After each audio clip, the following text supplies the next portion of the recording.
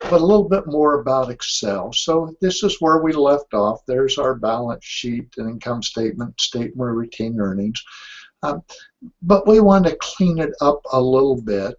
And the first thing, so most of this is going to be about a review of financial statements and a few things we can do with Excel.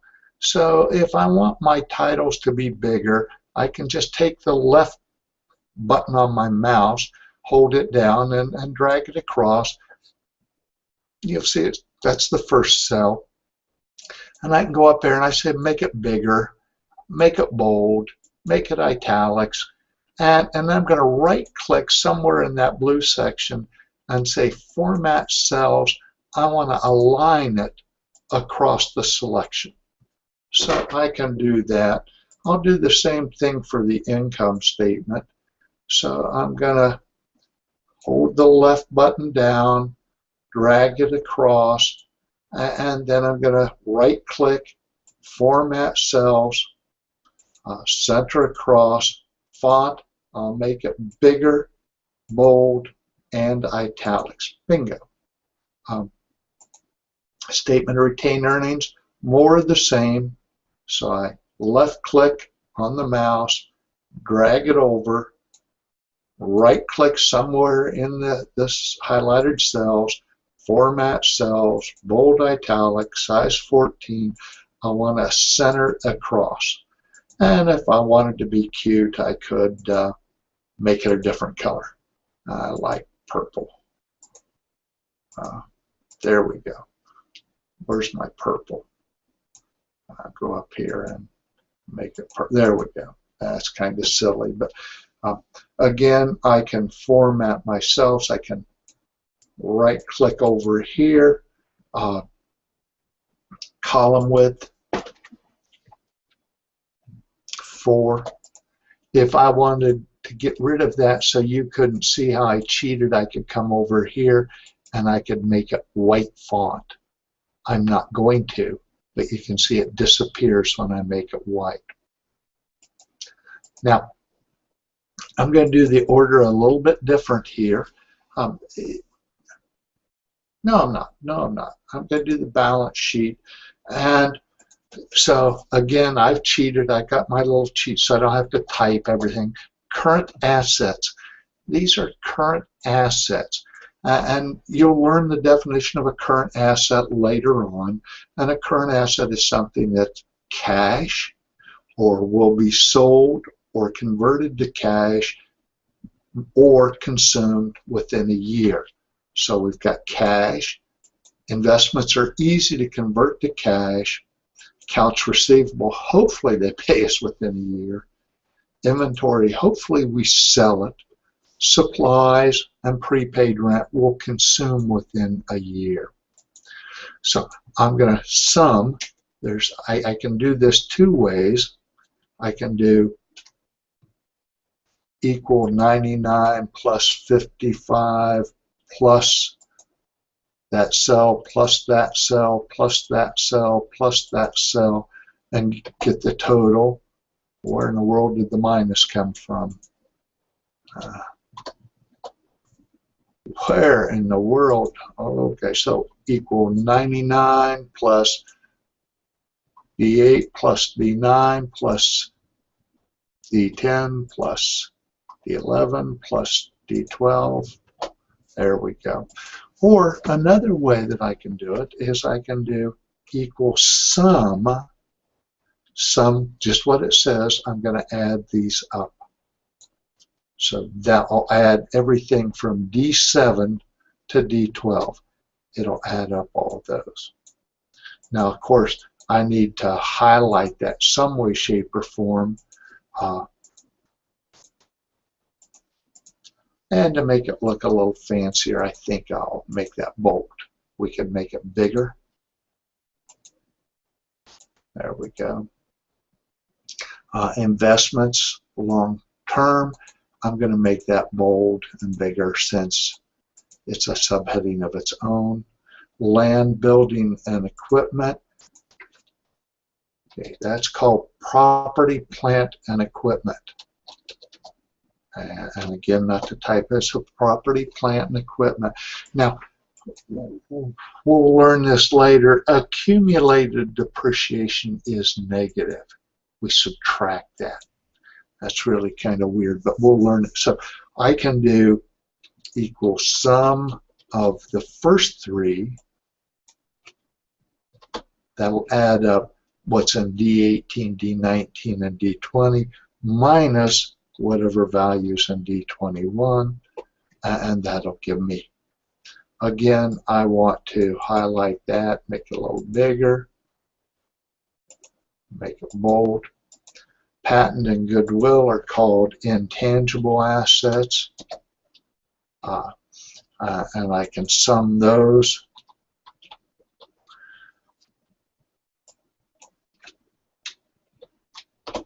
Oh, and I'll make that a little bigger and bold. I'm going to highlight. Now watch, I'm getting tricky here. I'm going to highlight. I'm going to put a line across the top of that and a line across the bottom of that. So that way I only have to go in there once. Format cells, border, one across the top, none in the middle, one across the bottom. See if I got it right. I did. Now, to calculate total assets, if I'm going to bold everything else, I better bold the total. I'm stalling here. I'm going to format the cells when I can't think. I stall by doing things I know how to do. To sum this, I'm going to go equal, plus, plus, plus, and that'll give me.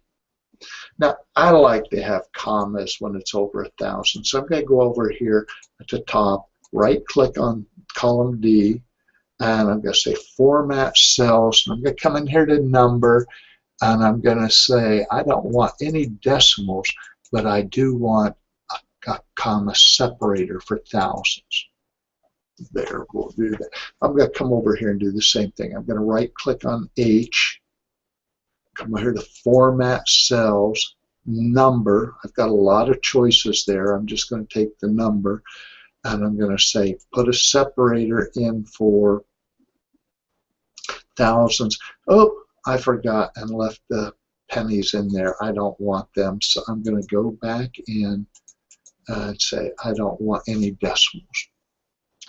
Okay, now, so on the balance sheet, on the asset side of the balance sheet, I have current assets, long-term investments, property, plant, and equipment, intangible assets, and they're all my assets. I think of it as the left page of the balance sheet. You'll understand why as we go through the quarter. The right page of the balance sheet, I have liabilities. Now remember I said, oh, the left page tells us what we own, the right page tells us where we got the money to buy it. Well, we've got two sources of money. We've got money we borrowed, and we've got money that the shareholders invested. Now, I'm going to come in here. Now, I'm going to do something a little different. I can sum equals sum, and that's all well and good. I like sum, but there's a problem with sum. Notice when I went down here to total, I had to go to the individual. Now, that's fine, and at this stage that might be good enough, but there's another function called subtotal, and I have to tell it 9, because subtotal, lots of different things, we want to sum. And so I'm going to subtotal this whole section. And I'm going to subtotal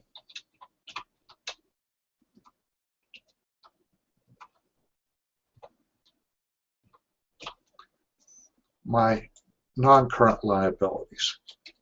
and I'm going to subtotal my stockholders' equity. Now the 9 I have to put in there. It's a goofy little thing, but I have to do it. I have to play the game. But the beauty of subtotaling is I can come down here and equal subtotal 9, and it will not add the previous subtotals. So this subtotal doesn't include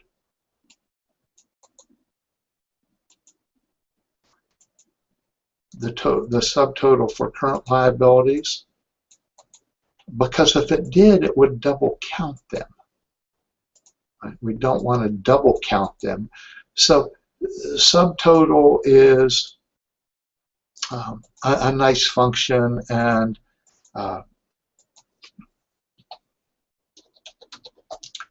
you may want to learn it, or you may just use the sum function. Don't really care. I'm just trying to introduce you to some of these. Don't want you to take on more than you can chew. I'm going to come over here and I'm going to format the cells. I'm going to put a border across the top. I'm going to put a border across the top. Now, I've got to buy a little time here. I have to think, because assets are supposed to equal liabilities plus owner's equity.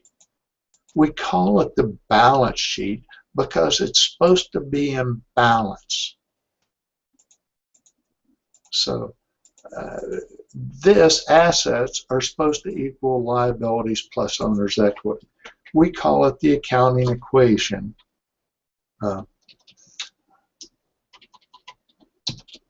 Assets equal liabilities plus stockholders' equity. That's the balance sheet equation, and we got a problem here because it doesn't. Okay, so my liability, something's not right. Well, the reason is, we'll follow through here. We'll do the income statement, and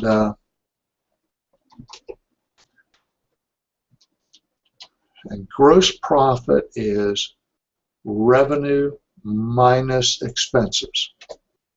And I'm going to put a format that. Okay, and that's kind of important. So that's not net profit. That's gross profit. Gross is bigger, net's smaller. Gross is bigger, net's smaller. Then I've got all my expenses. I'm going to add up my operating expenses, and I'm going to sum, and I think you'll be able to see why I sum instead of subtotal here. And I'm going to make that prettier, bold, a little larger. I'm going to format the cell. There we go. Then I've got what I call the other section. It's other gains and losses, other income and expenses. And oh boy, I'm going to have to make that a little wider. And I'm going to highlight that so I can think. Got to fool you here. And format the cell, because what I'm going to have to do here is I've got my equal gains a plus, income's a plus, expenses are a minus. So, oh, well, I don't like that at all. That I don't want negative numbers. Got 69, but it's a negative. So I'm going to have income before tax that I'd have to enter. And that's going to be my gross profit minus my operating expenses, in this case minus my other items. I'm missing something here. This is an expense. My expenses are bigger than my income and gain. So this is going to be a gross profit minus operating expenses minus the $69,000. My income tax expense is $280. I'm going to have net income, and net income is going to be income before income tax minus income tax expense, $565. I don't know what that goofy little number was.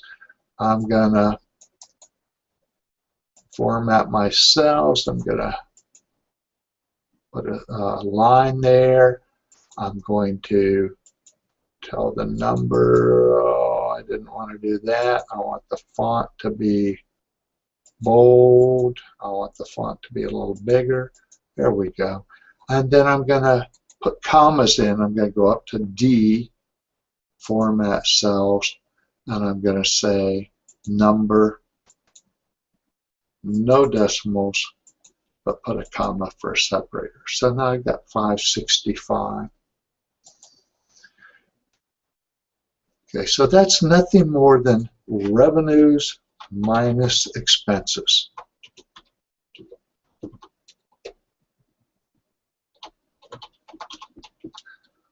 More correctly, it's revenues and gains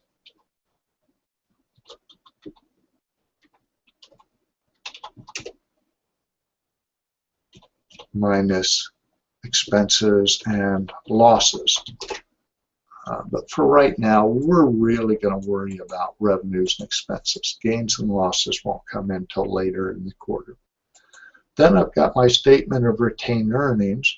Retained earnings at the beginning of the year, so I'm going to format that. I'm filming. I'll call you back.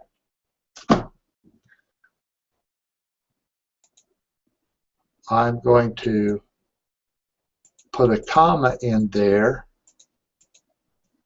and I've got my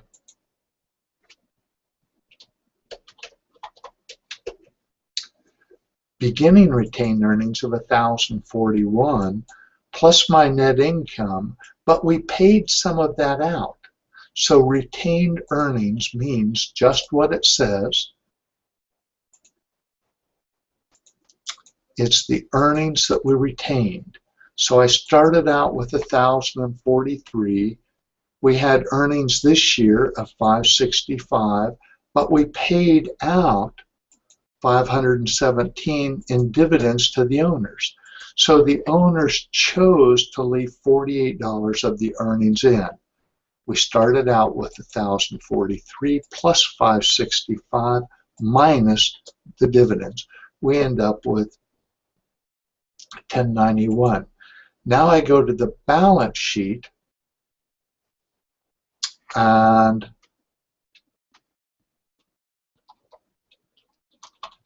I put in my 1091, and now my assets equal liabilities plus owner's equity. So this was meant to be a review of what we learned about the financial statements and a little further with some ways to use Excel. I hope you found it helpful. I got to call Patty back, and have a great evening.